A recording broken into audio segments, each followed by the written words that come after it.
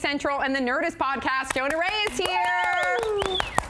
Awesome. We're so excited to have you here. I'm very excited to be here. I'm an old friend of Brett's. How did you guys meet? We worked together on the Rotten Tomato show. We sure did. In ancient times. Any interesting deets, dirty deets that you've got on Brett? No, I was kind of in my own, like right when I started working on that show, I went through a massive breakup. And so I pretty much the entire time had a hood over my head and would just mope around and make everyone really uncomfortable. Sad. Here's the thing though, is for the network we worked at, everybody had like the equivalent of a huge breakup they were dealing with, and that's why they were at Current. Like it was just a place where people were kind of recovering from something that happened, or hiding out from the world. Yeah. So we all felt that same way. I love it. So we're gonna keep it in the past before we get to the present. You were born in, was it Oahu? I was born, in Honolulu. And you were in a punk rock band. I was in a few punk rock bands. Do tell. Yeah. Well, I'm pretty street.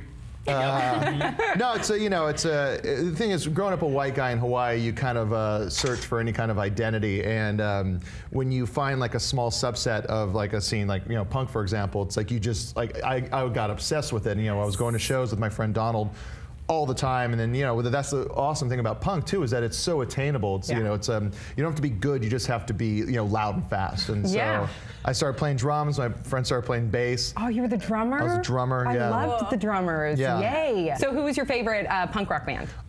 It's tough to say. Okay. I would have, a couple years ago, I would have said the band Screeching Weasel. They're out of Chicago. I love Screeching Weasel. Love Screeching Weasel, but then the singer Ben Weasel had to go and punch a woman in the face at a show. Oh, I didn't even know that. So now every time I pop it on, I'm like, I shouldn't. That changes things for me as well. Yeah, he does. It's on video. You can look it up. Oh, it's, dude, wow. Yeah, okay. and she's like messing with them, but it's you just don't from that era. The names of some of your bands. Okay, so I was in a band called the New Originals, which is just we just ripped that off of Spinal Tap. I was in a band called the You're Outs. The whole joke behind that was if you're late for practice, you're out. That's it. You're out. You're if out you of get your there. instrument, you're out. You're out of here. Yeah. I was in a band called I joined this band. It was called G.O.D. It stood for God Our Dictator. It's very like Bad Religion-esque. Yeah, it's very like it was really hard stuff. I was in a band called Quarterhead because me and my friends we saw The Sixth Sense, and we saw this bald guy that had a quarter stuck to his head, and then he got up and went to the bathroom, came back, it was still there, and it was all just like what a hand. Not in the movie. The stories behind this was at the movie. And what's the most punk rock thing that you've ever done?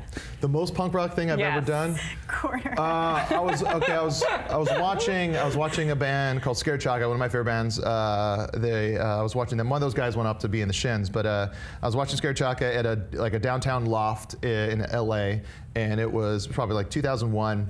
And I was like right when I walked in, a guy offered me a beer, and then he says, "Here's another beer, just so you don't ask me later." I was like, "Yeah, this is great." It was warm Tecate, and then I pound one, and I start to drink the other. Then they start to play, and I'm jumping around, having a good time dancing to the band, and then it bubbles up inside me, and so I leave, and then I try to go to the bathroom, and there was a huge line, and then I go down these stairs. It's just kind of an abandoned building for the most part. And I go down, and I try to find a place, and there's people everywhere. And then I find this alleyway, and then I puke. I start to puke in this alleyway, but then I also have to pee, and I'm kind of drunk all of a sudden, and I start puking this way and peeing this way, and then I lose my balance and I fall down, and then all of a sudden it was like one of those things where I was just like, ugh. It was like what seemed like a second turned out to be 3.5 hours. And I was just asleep outside of a punk show in an alleyway, piss on one side, puke on the other. I get back, the show had been broken up, and no one was around. Oh my gosh, that is pretty punk rock. I love it. God. Okay, so now let's talk about the present, because you're killing it. You have a lot of things going on right now. You have the Nerdist Podcast, which a lot of people know you from. Yes. And then also now on Comedy Central, but you had the Meltdown show, right, for a while. Wasn't it a comedy show at Meltdown Comics? But now it's a Comedy Central series. How did that happen? Yeah, well, me and Kumail and his wife Emily Gordon, they have a great podcast called The Indoor Kids, and we were just I was doing a monthly show at that spot for a long time, and then I wanted to take a weekly, and then they wanted to have a weekly show, so we got together and did that, and we've been doing it for about 3 years until this guy Mike Rosenstein, who works for Ben Stiller's company Red Hour, awesome. He was showing up, and he was bringing this guy around, Lance Bangs, who's like kind of this indie rock icon of sorts. He's married to Corinne from Slater-Kinney. He's just kind of like this all-around amazing guy. And he wanted to direct it, and then this guy wanted to make a show, so we made a pilot on our own. And just kind of, the idea was just to show the show as it is. And the idea that, like, anytime you see a comedy show on TV, it's not like how it is going to a comedy show. You don't, not too many people go to theaters to go see a comedy, and rarely are you hovering above the crowd from one side of the room to the next while watching a comedian. You've never done that? No, I've never done that. Yeah, exactly. It's for ghosts. Those shows are for ghosts. I was like, I don't like turn around and see what the stranger's laughing at when I'm at a comedy show. So we wanted to just kind of capture the show, which was indicative of what's been happening in comedy for me, at least for the past decade plus.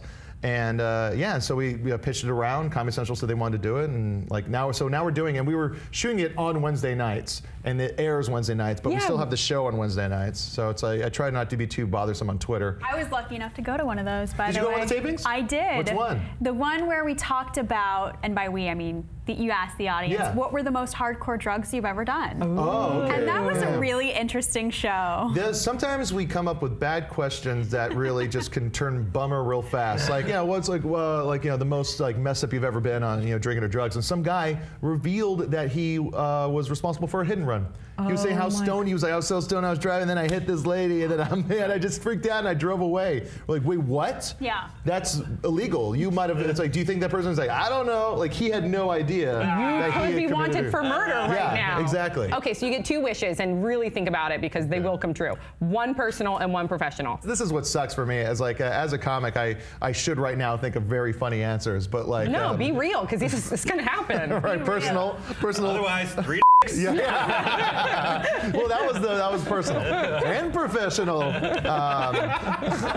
Personal, all I'm trying to do is just kind of remain happy and outside of work stuff, and not use any of the stuff that happens in my career as a conduit to be happy in my real life. Love it. Yeah. And boop. Yeah. Okay, so now you're. I guess that kind of applies to both, but now you're professional. 3 and boom!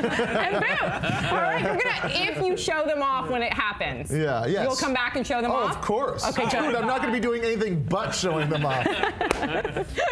All right, don't forget to check out The Meltdown on Comedy Central on Wednesdays at 12:30 a.m. Technically early Thursday morning. And we'll see you guys all next time on Pop Trigger.